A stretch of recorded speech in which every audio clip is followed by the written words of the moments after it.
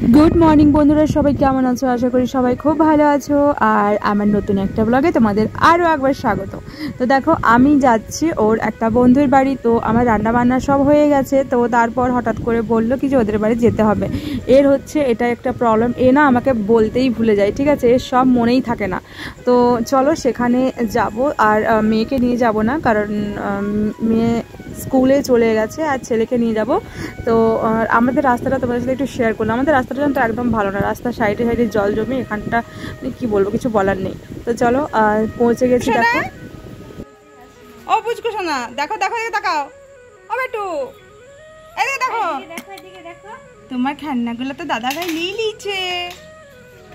দাদা ভাই নিয়ে নিয়েছে তো, ওই যে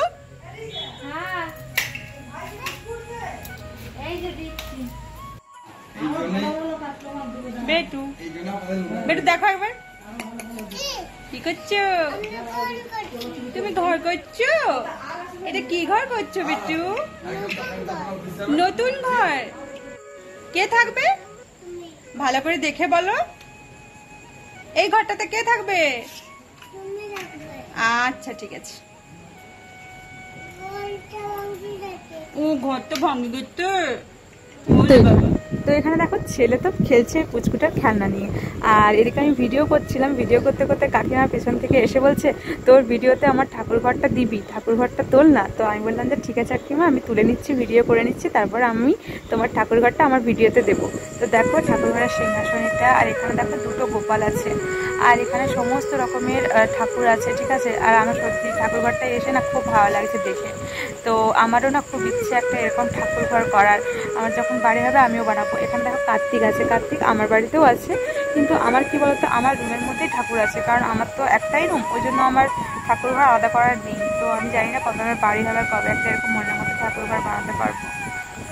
দেখো ওখান থেকে চলে এসেছি, তারপর চলে এসে কাপড় চোপড় ছেড়ে এখানে আমি বানাতে বসে গেছি। এটা চিনি, সুজি আর ময়দা দিয়ে একটু এলাচ দিয়েছি গন্ধের জন্য, ভালো একটা সুগন্ধ হবে তার জন্য। তো বানাচ্ছি, একটা ব্যাটার তৈরি করে নিয়েছিলাম। আর দেখো এটা তেলের মধ্যে দিলে না খুব সুন্দর মতো ফুটে উঠছে, আর এটা খেতেও কিন্তু দারুণ লাগে। এটা কি বলে, কি নাম আমি জানি না, কারণ এটা আমার মা আমাকে বানিয়ে খাইয়েছিল। আর সেদিনকার আমি ওখানে মা আমাকে বলে যে তুই নিজে ব্যাটারটা বানা, তাহলে তুইও বানাতে শিখে যাবি। তো সেজন্য সেখানে ব্যাটারটা আমি বানিয়েছিলাম, আর আমি বানাতে শিখে গেছি। তবে এটা খেয়ে দেখলাম যে খুব ভালো লাগে, আর আমার মেয়েও খুব পছন্দ করে। ছেলে মেয়ে তারপর বরকেই প্রথম খাওয়ালাম। তো ভয়েসটা যেহেতু পরে দিচ্ছি, বড় খেয়ে বলেছে কিন্তু খুব সুন্দর হয়েছে খেতে। আর সত্যি বলছি, বাইরেটা তোমার একদম মুচমুচে, আর ভেতরটা এত সুন্দর নরম না, খেতে হেভি লাগে। তো তোমরাও কিন্তু একবার বানিয়ে দেখো, ঠিক আছে? তো দারুণ খেতে লাগে। তো এটা বানিয়ে নিলাম, টিফিন হলো আর কি। এটা মানে পেট ভর্তি হয়নি, কারণ আমার মানে যেসব জিনিসগুলো ছিল সেই জিনিসগুলো কম ছিল, তো অল্প পরিমাণে বানিয়েছিলাম। এই দেখো বাটারটা তোমাদেরকে দেখে দিচ্ছি, ঠিক এরকম টাইপের হবে। তো বানিয়েছিলাম, আর বানিয়ে সবাই ওই দুটো চারটে করে খেতে খেতেই ব্যাস হয়ে গেছে। তো এই জিনিসটা নাম যদি তোমরা কেউ জেনে থাকো, তাহলে আমাকে কিন্তু কমেন্ট করে অবশ্যই জানাবে। ভেবেছিলাম ব্লগটা ওখানেই শেষ করব, তারপর ভাবলাম যে না, কিছু কথা তোমাদের সাথে বলি। আর আমি আমার যে মনোবল, মনের যে জোর, সেটা তোমাদের সাথে একটু শেয়ার করি।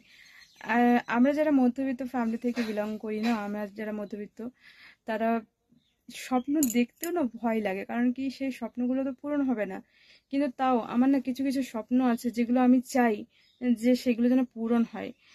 আর আমার বর আমাকে যথেষ্ট মানে সব বিষয়ে আমাকে অনেক সাপোর্ট করে, হেল্প করে। কিন্তু ওর কি বলতো, ওর ব্যবসা, ওর সব কিছু সামলানো, সব কিছু সামলেও আমাকে সবই দেবে, কিন্তু সময় লাগবে। আর আমি চাই সেই জিনিসগুলো যদি একটু একটু করে নিজে থেকে একটু একটু স্বপ্নগুলো পূরণ করতে পারি, তাহলে ওর উপরও চাপটা কমে। আর স্বামী স্ত্রী দুজনেই তো একসাথে যেন মানে কি বলবো, সমানে সমানে যদি হাতে হাত রেখে যদি আমরা জিনিসগুলো, সমস্ত জিনিসগুলোকে একসাথে পার করতে পারি, তাহলে তো ভালো হয়, তাই না? ওর একটা দোকান ছিল, আর একটা দোকান হলো। তো সেই সেই জন্য ওকে আমি কিছু কোনো জিনিসের জন্য ফোর্স করি না, কিন্তু আমি জানি ও আমার সমস্ত শখ আশা সব কিছু পূরণ করতে মানে চাই। আর ও তো সব কিছু আমাদের জন্যই করছে, তাই না? এত পরিশ্রম, এত কষ্ট, সব কিছু আমাদের জন্য করছে। তার জন্য আর এই জিনিসগুলো, কিছু কিছু স্বপ্ন মেয়েদের সবারই, শাড়ি গয়নার উপর সব মেয়েদেরই লোভ থাকে, আমারও অল্প পরিমাণে আছে, খুব বেশি না হলেও।